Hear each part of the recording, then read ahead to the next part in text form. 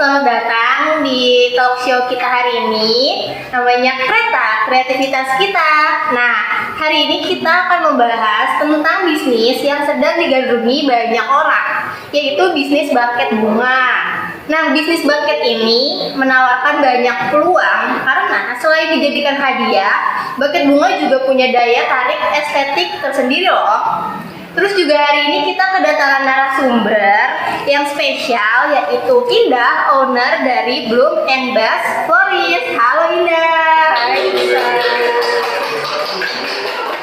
Oke, hari ini aku mau nanya-nanya seputar bisnis kamu, boleh ya? Boleh. Aku mulai dari pertanyaan pertama aja. Iya. Nah, kamu kan selaku owner bisnis Bloom and Bass Florist. Kira-kira apa sih yang menginspirasi kamu untuk memulai usaha di bidang penjualan buket? Jadi inspirasi aku yang pertama, aku pribadi tuh suka sama bunga. Karena bunga tuh punya nilai seninya tersendiri dan dia selalu cantik. Jadi itu sih inspirasi pertama aku kenapa aku mau bikin florist. Biar aku bisa kan ini bunganya kawat bulu ya, itu handmade kan, dibikin sendiri. Jadi kita kayak membuat bunga yang cantik dengan tangan sendiri dan awet pastinya. Itu sih.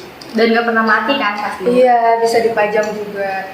Terus, kalau untuk perjalanan dalam merintis bisnis ini dari awal hingga sekarang, kira-kira apa aja sih yang udah dilalui? Kayak awalnya kita harus survei pasar ya yang pertama. Itu penting banget buat kita tahu harga-harganya dari toko yang satu sama toko yang kedua kan masih beda. Terus setelah barangnya kita dapat, kita sesuai dengan budget, kita hitung HPP-nya. Dari HPP-nya itu ketahuan harga per bucketnya berapa. Setelah itu kita bisa baru masukin fee untuk diri kita sendiri, baru deh jadi harga bucketnya. BTW HPP itu apa ya? Boleh dijelasin? HPP itu harga pokok penjualan. Oke. Nah, sebelum kamu mulai usaha ini nih, aku pengen tanya, kamu tuh punya latar belakang atau pengalaman di bidang florist atau desain buket ya? Sebenarnya aku nggak punya latar belakang di bidang florist atau buket. Jadi awalnya tuh aku coba-coba. Kamu coba-coba? Iya, karena ya sebagai mahasiswa ya insom tuh udah pasti deh, malam nggak bisa tidur. Terus buka TikTok terus lewat kayak bunga kawat bulu. Terus kayak aku mikir kayak aku bisa deh bikin ini. Terus akhirnya besok aku coba, aku bikin buket ternyata bisa dan puas banget sama hasilnya. Keren. Nah, selain itu, bisa nggak sih diceritain proses kreatif kamu dalam merancang buket itu? Terus ada nggak sih tema atau konsep khusus untuk toko florist kamu? Untuk temanya mungkin pinky ya, kayak girly gitu. Terus temanya aku pernah nih bikin pesanan. Kebetulan ini pesanan baru, jadi dia itu temanya buat lamaran. Oke. Dia maunya money bucket, terus pakai dolar Singapura. Wow. Terus kita harus bikin bucketnya itu sesuai dengan dolarnya. Tuh, aku kayak nggak expect aja sih, ternyata ada orang yang percaya ke aku buat bikin bucket untuk lamarannya. Itu hal yang menurut aku spesial sih. Tapi susah nggak kan, karena dolar itu kan warna aslinya kan hijau putih gitu kan, sedangkan tema kamu kan dari pinky. Kebetulan kan dolar Singapura ini ada sentuhan pink tuanya gitu, jadi masih bisa dimasukin ke temanya. Selanjutnya, kamu gimana sih mengatasi tantangan di dalam bisnis ini? Kayak hambatannya gitu ya. Jadi cara aku untuk manage hambatannya itu yang pertama, kalau misalkan emang bucketnya rada krusial, bikinnya susah, Hamin 5 atau Hamin 3 aku coba buat, aku trial dulu sampai nanti udah jadi kayak gimana, baru deh benar-benar jadi ada dari masa aku coba-coba dulu, terus sampai menurut aku itu udah pasti, jadi baru aku bisa yakin ini untuk dijual. Nah, selanjutnya nih ke bagian pemasaran. Kalau kamu gimana sih cara memasarkan produk kamu itu? Apa kamu lebih fokus ke online atau offline? Kayak untuk pemasarannya karena aku di sini baru mulai ya, jadi aku fokusnya ke offline. Tapi aku menerima beberapa yang online, tapi by chat. Jadi nanti aku kirimnya pakai ekspedisi. Itu. Oke, terus kalau misalnya strategi yang kamu gunain buat narik pelanggan itu kira-kira apa? Apa kamu lewat IG atau TikTok? Strategi aku sih, aku pemasarannya lewat Instagram sama lewat TikTok ya. Kan teman-teman aku juga banyak nih, aku minta tolong kayak tolong dong promosiin atau tolong dong repost. Jadi sekarang tuh banyak yang beli orang dari teman-teman gitu. Jadi dari mulut ke mulut. Oke.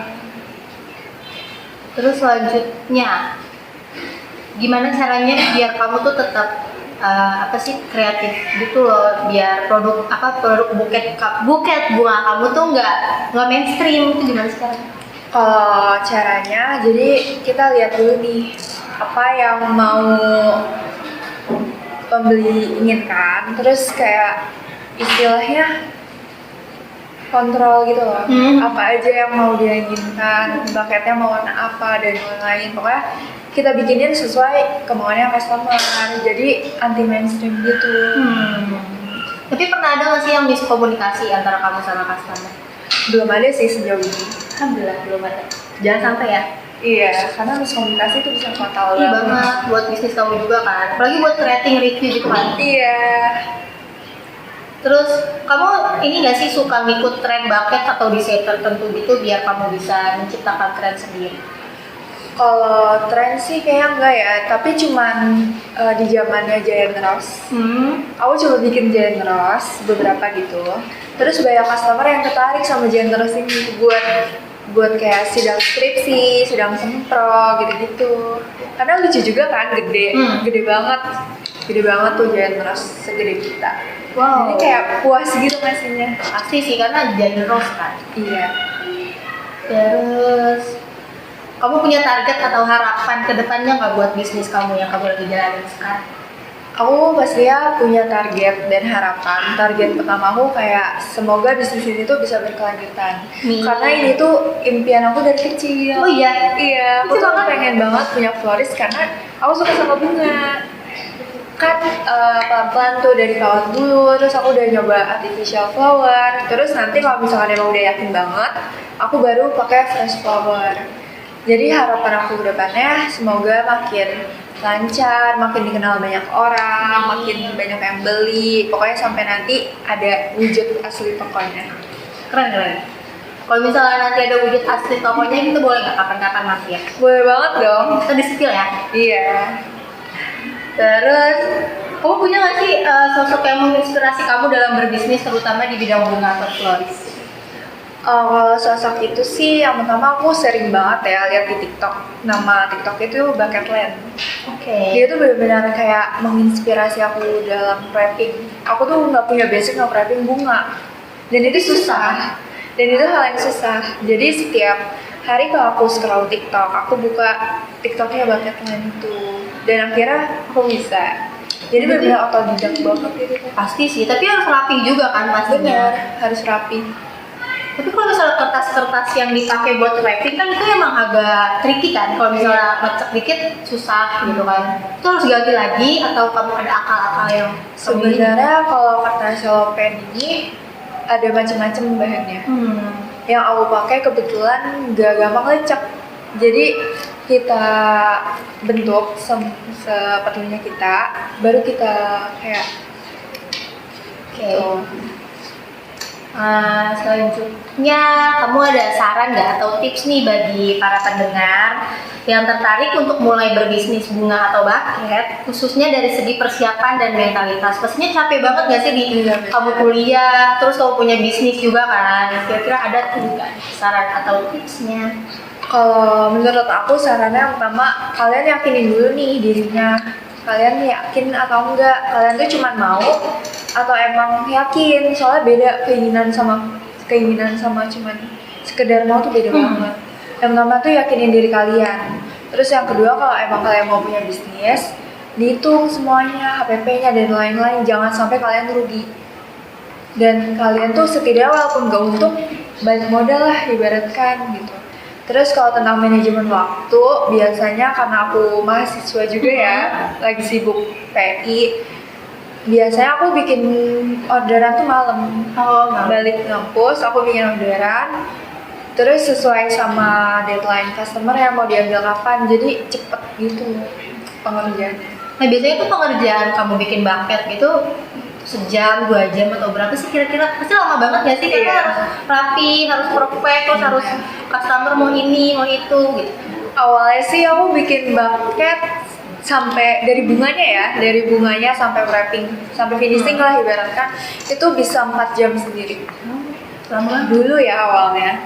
Terus makin kesini aku makin sering bikin, jadi dari bunga sampai finishingnya cuma bisa sampai 2 jam. Berarti udah ada kemajuan ya? Udah ada Tadinya kemajuan. 4 jam, terus sekarang 2 jam. Iya, udah banyak kemajuannya. Bagus sekali. Guys, keren banget gak sih Indah ini udah cerita terus ngasih saran dan tipsnya juga gitu. Terima kasih banyak ya Indah. Iya Nisa, makasih juga ya. Kita sebagai pendengar dan aku juga tuh jadi lebih paham tentang bisnis dan tentang perbaketan ini gitu loh, kayak dari wrappingnya harus rapi, terus bunganya, terus harus satu konsep sama requestan customer gitu kan, mau bunga apa aja. Terus kedepannya aku pengen kayak semoga Blumbest Florist terus berkembang dan membawa keindahan melalui setiap bucket yang dihasilkan. Untuk teman-teman yang mendengarkan, semoga obrolan kita hari ini bisa memberikan wawasan dan motivasi untuk kalian yang mungkin sedang berencana memulai bisnis atau mencari inspirasi baru. Terima kasih juga untuk semua yang udah bergabung di kereta hari ini. Sampai jumpa di episode berikutnya dengan topik dan narasumber yang tidak kalah menarik. Tetap semangat, berkreasi, dan sampai jumpa. Aku Nisa. Aku Indah. Kami undur diri. Bye, sampai jumpa. Harapkan agar suatu saat ku berjumpa lagi. Semoga saja daku sempat berkenalan